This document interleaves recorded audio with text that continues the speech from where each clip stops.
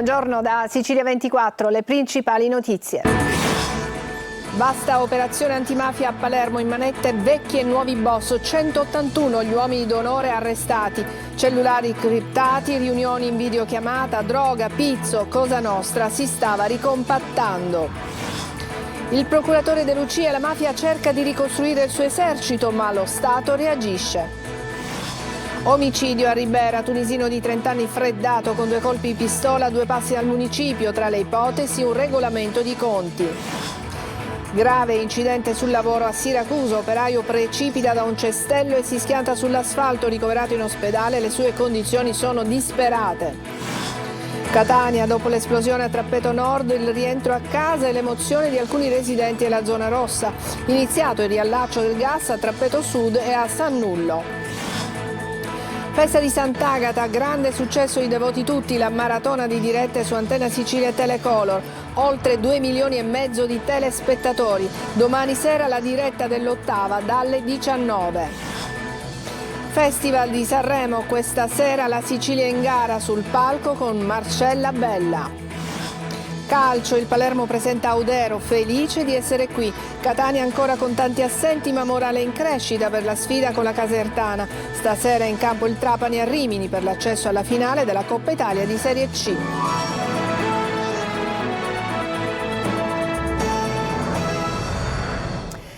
Buongiorno, bentrovati. In apertura alla vasta operazione antimafia effettuata questa mattina a Palermo, 181 gli arrestati, in manette sono finiti giovani, leve ma anche vecchi boss. Sono state decapitate le roccaforti di Cosa Nostra, una mafia che si è evoluta, i cui incontri avvenivano con videochiamate ma anche le comunicazioni con telefonini criptati. Sentiamo il servizio di Marco Gullà. Le sirene squarciano il silenzio della notte di Palermo. È una notte di arresti per mafia nel capoluogo, 181 persone in manette, oltre 1200 militari impegnati. I numeri del blitz dei carabinieri del nucleo investigativo del reparto operativo sono imponenti e mettono in ginocchio 6 mandamenti, da San Lorenzo a Porta Nuova, da Santa Maria di Gesù a Bagheria, passando per Pagliarelli e Noce. Le indagini sono coordinate dal procuratore Maurizio De Lucia e dall'aggiunto Marzia Sabella. Un blitz da numeri incredibili, la nuova mafia che si intreccia con la vecchia. Nella notte di arresti in manette ci sono gregari, nuove leve, vecchi boss che usavano anche le nuove tecnologie e i criptofonini per le riunioni. Sono smartphone che usano metodi di crittografia per proteggere i vari sistemi di comunicazione, anche video call per parlare di affari. Ma i carabinieri hanno penetrato questo sistema ed è emerso che il codice di Cosa Nostra è sempre in vigore. Questa è un'organizzazione che cerca di essere moderna ma continua a essere tradizionale, le regole sono fondamentali, senza le regole non c'è Cosa Nostra e quindi il rispetto alle regole, e da qui il ruolo dei soggetti più anziani, è importantissimo. Droga e pizzo a tappeto anche attraverso l'imposizione del pesce nei ristoranti di Mondello e Sferracavallo, e poi gli incontri telefonici con i boss detenuti in carcere. Il circuito dell'alta sicurezza è un circuito penitenziario che è assoggettato al dominio delle organizzazioni criminali, nei quali i mafiosi detenuti godono di intatta capacità di comunicazione, di diramazione di direttive criminose. È un tema estremamente delicato, ma proprio questa indagine impone di aprire una riflessione profonda. Sinergie sempre più consolidate tra la mafia e l''ndrangheta, non solo per canali di droga. E adesso vi sveliamo altri particolari del colpo a Cosa Nostra, che ha stroncato tra l'altro il potere anche tecnologico, come abbiamo sentito, dei mafiosi nelle carceri. Simona Mazzone. Quando il procuratore Melillo parla di debolezza del circuito penitenziario, si riferisce alla disinvoltura dei mafiosi detenuti che tenevano in cella cellulari criptati, non rintracciabili, per parlare indisturbati di affari e dare ordini all'esterno. Uno di loro ha persino commissionato una spedizione punitiva contro il rivale, assistendo in diretta video al suo massacro. Capimafia imparentati tra loro e giovani reclute da mettere al soldo. Il boss intercettato che suggerisce a una nuova leva di andare a scuola come faceva il padrino del film. Conoscerà i dottori, avvocati, quelli che comandano l'Italia, l'Europa, gli dice. Vincoli di parentela, di immutata fedeltà, la famiglia mafiosa paragonata al sacramento del matrimonio. Cosa nostra, ta maritassi sta muglieri e ta porti fino a vita, dice un boss. Una mafia radicata con imposizioni a tappeto in interi quartieri. Cosa nostra che si autofinanzia con la droga, con quel denaro compra armi sul dark web e sovvenziona le famiglie dei boss, ma si stufa presto. Gli pare che c'è la banca? Non è che per dire uno impiegato all'INPS sbotta uno dei boss intercettati, riferendosi al mantenimento della famiglia dell'affiliato in carcere. Quel mondo così impenetrabile è stato squarciato e fuori dalla caserma dei carabinieri di Palermo in Piazza Verdi decine i parenti degli arrestati restano immobili, mentre quella fortezza per loro intoccabile, creata su fiumi di sangue e malaffare, è stata espugnata. La mafia non è invincibile, ma si riorganizza, non è ancora stata sconfitta ed è al passo con i tempi anche dal punto di vista tecnologico. Il giornalista Mario Barresi commenta ai nostri microfoni i primi stralci dell'ordinanza dalla quale si evince che i boss hanno paura. Eva Spampinato. Mario Barresi, oggi un ennesimo duro colpo alla mafia di Palermo, alla mafia siciliana. Sì, questo blitz di Palermo dimostra alcune cose. La prima è che non bisogna lasciarsi indurre in tentazione di avere la suggestione che la mafia sia stata sconfitta. Anche per esempio dopo l'arresto di Messina Denaro qualcuno ha cantato vittoria e invece questa operazione dimostra che ancora il tessuto di Cosa Nostra è molto forte. L'altra cosa è che i boss si aggiornano, adottano dei metodi per fare affari e soprattutto per sfuggire alle indagini che sono molto più raffinati. Però le tecniche di investigazione di magistrati e forze dell'ordine sono al passo coi tempi e quindi, riassumendo, la mafia probabilmente non è invincibile, però non è ancora stata vinta. Ma questo servirà a far capire ai tanti che pensano che la mafia sia invincibile, ricollegandomi a quanto detto, a far capire appunto il contrario? Sì, servirà perché anche leggendo i primi stralci dell'ordinanza i boss oggi hanno paura. C'è un passaggio abbastanza significativo in cui uno dice all'altro dobbiamo scapparcene dall'Italia, non è tempo per noi, e questo è anche un attestato al risultato di centinaia di operatori delle forze dell'ordine, di tanti magistrati che fanno bene il loro lavoro. Cambiamo argomento, andiamo a Ribera in provincia di Agrigento dove c'è stato un omicidio nel cuore del paese. Un uomo di 30 anni, un immigrato tunisino, è stato ucciso a colpi di pistola a pochi passi dal municipio. Davide Sardo. Omicidio nel cuore di Ribera in provincia di Agrigento. Un uomo di 30 anni, immigrato tunisino, è stato ucciso a colpi di pistola in via Buoni Amici, a pochi passi dal municipio e da Corso Umberto I. Secondo le prime ricostruzioni, la vittima si trovava davanti a un bar con alcuni connazionali quando un'auto bianca si è avvicinata. Dal finestrino sono partiti almeno 2 colpi che lo hanno raggiunto al petto. Soccorso dal 118 e trasportato all'ospedale Fratelli Parlapiano di Ribera, è morto poco dopo. Le forze dell'ordine monitorano da tempo la zona ritenuta un punto nevralgico per alcune attività illecite. Gli inquirenti ipotizzano un regolamento di conti, ma non escludono altre piste. Sul posto è intervenuto il magistrato di turno della Procura di Sciacca, che ha disposto il sequestro delle immagini delle telecamere di sorveglianza. In caserma vengono ascoltati testimoni per fare luce sulla vicenda. In tutta la città è già scattata la caccia all'uomo per risalire all'identità del sicario.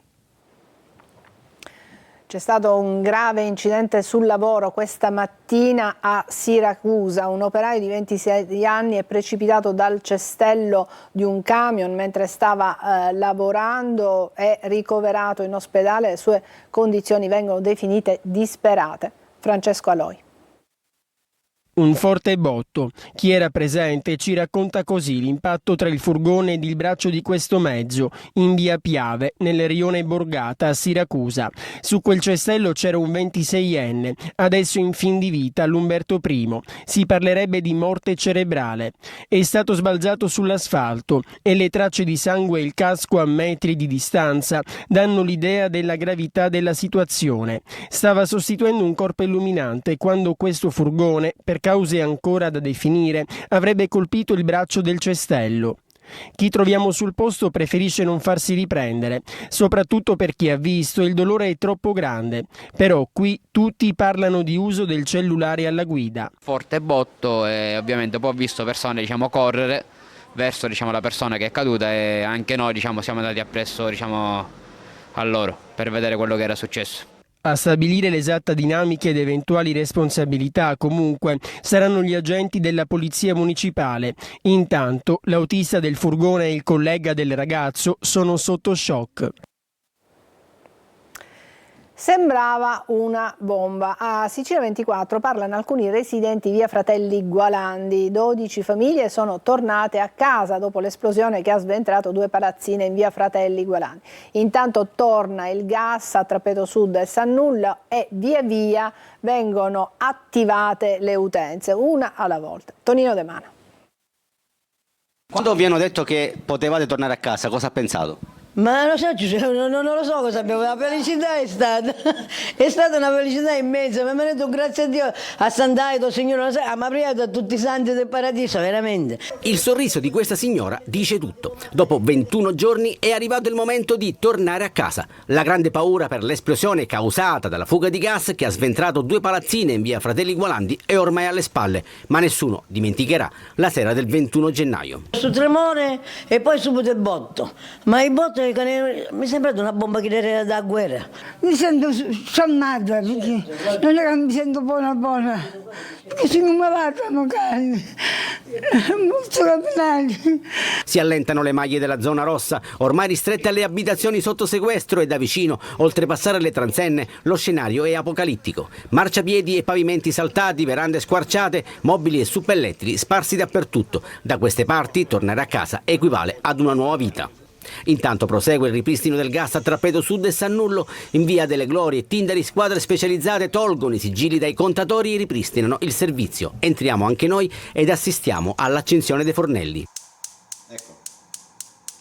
E gas fu, possiamo dirlo. Finalmente dopo 3 settimane, una disorganizzazione, malinformazione, ce l'abbiamo fatta a riavere il gas a casa, accendere il riscaldamento, l'acqua calda e non andare più da parenti e amici a farsi una cavolo di doccia. Entro questa settimana il gas dovrebbe tornare anche a San Giovanni Galermo Alta e gli sfollati, la loro attesa per una collocazione continua, e diventa un caso per il Consiglio Comunale l'ipotesi dell'abitazione abusiva di via Goffredo Mameli. Tra imbarazzi e malumori è stato necessario richiedere il rinvio della seduta. Adesso parliamo di Sant'Agata. Devoti tutti, la maratona televisiva su Antenna Sicilia e Telecolor ha registrato un grandissimo successo di pubblico. In televisione come sul web e sui social, oltre 2,5 milioni di telespettatori. Domani sera la diretta della celebrazione dell'8ª di Sant'Agata a partire dalle 19 e poi la processione in Piazza Duomo. Sentiamo Roberta Lunghi. Raccontare i numeri per dire grazie ai telespettatori, agli investitori commerciali, al pubblico in rete, agli utenti dei social, appassionati di storia e reel. Devoti tutti, edizione 2025, ha unito davanti la TV su Antenna Sicilia e Telecolor oltre 2,5 milioni di telespettatori, con una costanza di ascolto che tradisce l'amore per la festa di Sant'Agata, per la quale appare impossibile perdere un solo frame, un'inquadratura, un'immagine di devozione o una fiammella accesa. Il premio di uno sforzo collettivo di giornalisti, collaboratori, operatori di ripresa, registi, tecnici, pubblicitari e amministrativi sta tutto nel consenso raccolto in 50 ore di diretta, in una edizione nuova per contenuti, immagini e scelte editoriali, volte a privilegiare il pubblico ma anche gli sponsor, che da questa politica di valorizzazione hanno avuto riscontri immediati. Un programma che ha mantenuto fede alla tradizione, con in primo piano le celebrazioni liturgiche, le manifestazioni di un'instancabile devozione, il volto di Agata, la cultura, la storia, stanchezza, lacrime e sorrisi, ma con l'apporto piacevolissimo di sorprendenti contenuti social. Il mondo del web poi è stato un viatico per diffondere devoti tutti nel mondo. Oltre 500.000 le visualizzazioni sulla Sicilia Web, centinaia di migliaia di spettatori unici per il live in streaming su Antenna Sicilia e Telecolor, collegati ai paesi di tutti i continenti, con Belize, Indonesia, Cuba, Honduras e Mozambico tra i tanti.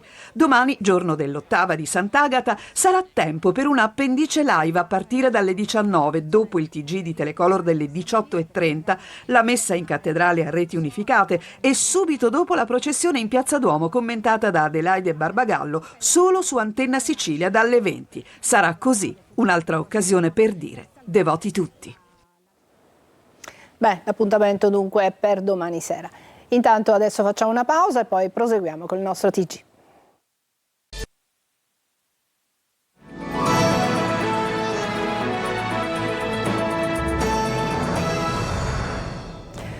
Scriveva ricette false per truffare il sistema sanitario nazionale. La truffa era perpetrata da un farmacista. Sentiamo Laura Spanò. Una serie di controlli effettuati dalle Fiamme Gialle in una farmacia di Mazara del Vallo su svariate ricette elettroniche hanno fatto scoprire una truffa ai danni del Servizio Sanitario Nazionale. A conclusione dell'indagine coordinata dalla Procura di Marsala, i finanzieri hanno denunciato un farmacista e una dipendente. Sono accusati di truffa e falsità materiale nei confronti del sistema sanitario. Per beneficiare in modo illegittimo dei rimborsi previsti dal sistema sanitario, circa 5.000 euro, un farmacista di Mazara, con la complicità di una dipendente, avrebbe simulato la cessione di farmaci a ignari pazienti, falsificando le relative prescrizioni mediche. Nel corso di un controllo effettuato dai finanzieri della tenenza di Mazara, nell'auto del professionista è stato rinvenuto uno scatolone pieno di medicine senza i bollini farmaceutici, le cosiddette fustelle, mentre altri medicinali non consegnati ai pazienti sono stati rinvenuti nella sua abitazione. I farmaci rinvenuti appartengono alla categoria A, classificati come essenziali e a totale carico del sistema sanitario. Questo permette ai pazienti, grazie alla prescrizione medica, di godere dell'esenzione dal pagamento del cosiddetto ticket. Il professionista, nel vano tentativo di giustificare quanto avvenuto, ha regalato farmaci ai pazienti indicati nelle false prescrizioni mediche, facendo loro firmare dichiarazioni in cui si asseriva che vi erano stati errori nell'emissione delle ricette oggetto delle indagini. La Guardia di Finanza ha arrestato a San Gregorio di Catania un trafficante per trasporto di sostanza stupefacente. A bordo di un'auto trasportava 2,5 kg di cocaina. La droga, con un valore stimato di €500.000, è stata sequestrata assieme a una tirapugni e a 250 euro in contanti.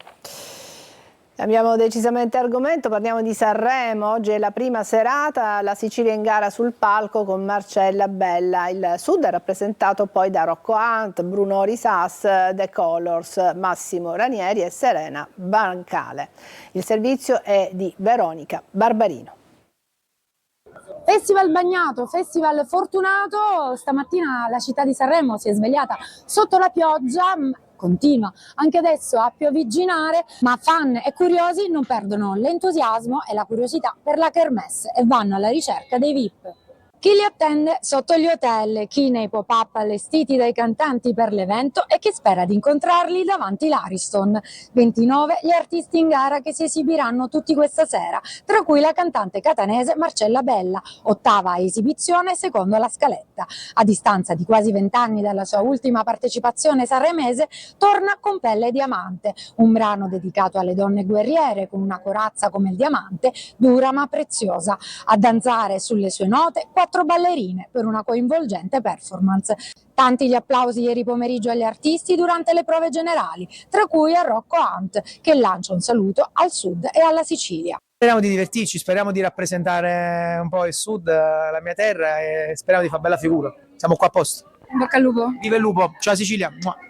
E prepariamoci quindi a una lunga serata, buon festival a tutti. Bene, adesso una pausa per la pubblicità e poi l'ampia pagina dedicata al calcio.